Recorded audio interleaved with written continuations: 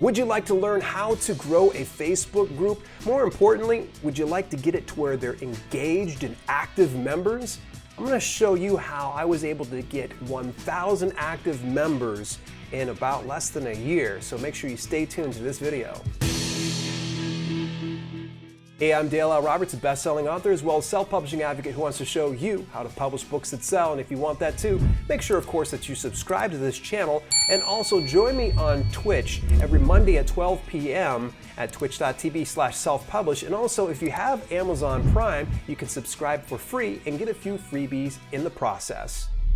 On June 2018, I actually established my first Facebook group, and little did I know that it was going to explode over past 1,000 active members in about a year. And it was with some of these strategies I learned from somebody else, and I'll give you a little bit of a hint who that was at the very end of this video. Just to kind of catch you up to speed, in the past video we talked about how to create a Facebook group, but it leaves a lot of people kind of scratching their heads and wondering, okay, now that I've got this group set up, what happens? Are there going to be a bunch of people coming in? Maybe some people might come into your group and they're not doing anything. And if your group is not active, well, what the heck is the point of doing it in the first place? So I want to show you 5 proven strategies to growing your Facebook group. And if you take just at least one point out of everything from all of this, I want you to remember this: engagement is key. You want to make sure that people are talking, that they're conversing with each other, that they're growing this community with you. Instead of you just speaking on stage down to a bunch of people, you want to be amongst the crowd. So just remember that engagement is key. Strategy number 1, promote your group everywhere. I know this seems like a foregone conclusion. Promote it everywhere. You're going to do it in videos, at events, in other social media, in your books, whatever you can do to get it out there, always be promoting. You want to make sure that everyone knows that your group is there. I will tell you that I've had this group for well over 2 years now, and it's about 3,300 members, and to be honest, people are still discovering this group. So always be promoting, never give up. Strategy number 2. Every post should include these.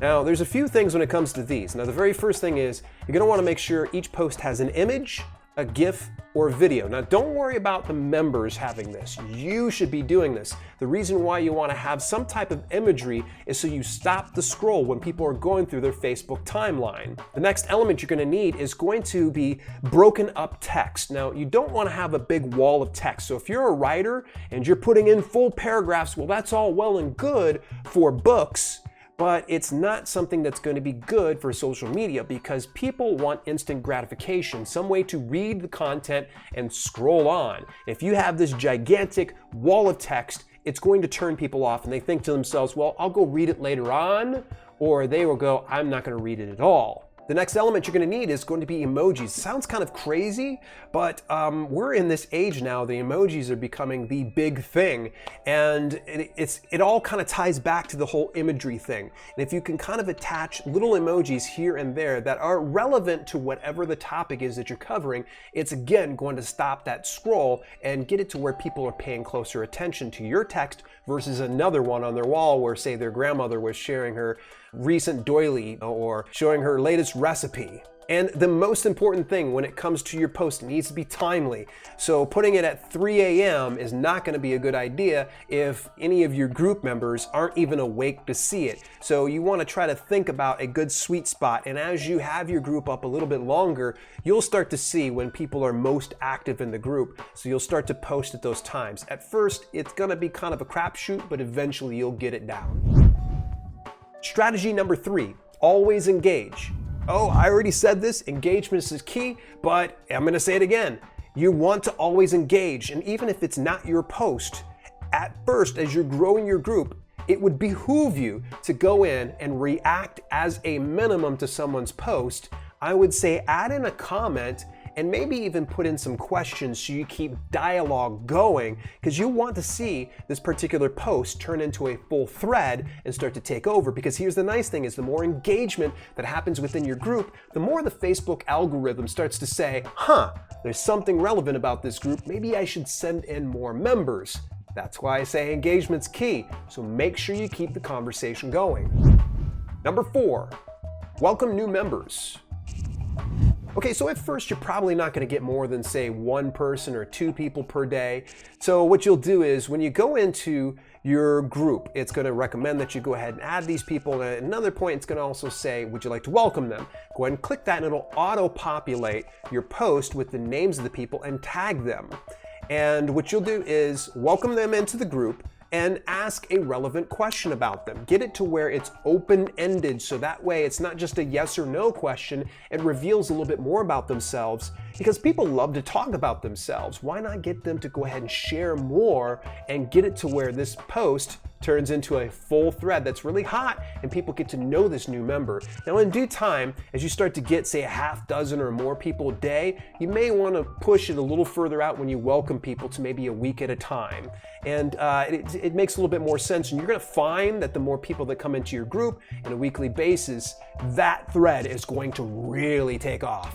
And number 5, the most important one of all, it's going to be create a daily posting strategy. Now, what I mean is you're going to want to make sure that you have some type of post in your group on a daily basis. Now, I would recommend that you get some help with this one so you're not the only one talking, because there's nothing more sad than the lone administrator of a group or moderator being the only person posting, and a lot of people are going to be like, oh, it's just this guy, saying something again. So this is where you're going to want to reach out to some people that you trust inside your community or around you and see if you can have them agree to become a moderator of your group. Let them know, hey, you don't need to worry about banning people or anything else like that. The reason you're going to give them moderator privileges, not admin, is so that way they can actually schedule posts about 60 days out. Now, when it comes to the daily posting schedule, I would say maybe get it to where you have 1 person a day over the course of the week. Maybe you could have Manic Mondays and a specific type of funny post is put up on Manic Mondays. And then Tuesday tips and maybe Thursday thoughts or Wellness Wednesdays or Friday fun time. It's up to you, just as long as you have some type of a strategy. You're going to find some ideas take off really, really well. Like Thursday thoughts is really big over in my group. But some other ones are going to flop, and it's not on you. Just try to see if you can create that engagement. And one of the greatest ways to get it to where you gain favor of the Facebook algorithm and getting it to where it's suggesting more members is, of course, engagement. Again, remember, you're going to need to make sure that you get a couple of generals to kind of help you out so you're not the only one putting up daily posts. You want to maybe say do 1 post per week and have 4 additional people doing it on the other weekdays. Weekends, it just depends on how active your group is on weekends. I typically leave weekends alone. But hey, that was just a brief overview about how to grow the group, and I've already showed you how to create a group in my past video. I actually have a deeper dive with somebody who grew his Facebook group to over 18,000 members in 1 year, and some of these strategies he shared with me, and we did it in a full deep dive in this very next video on how to grow a Facebook group quickly with Scott J. Marshall. I'll see you in the next video.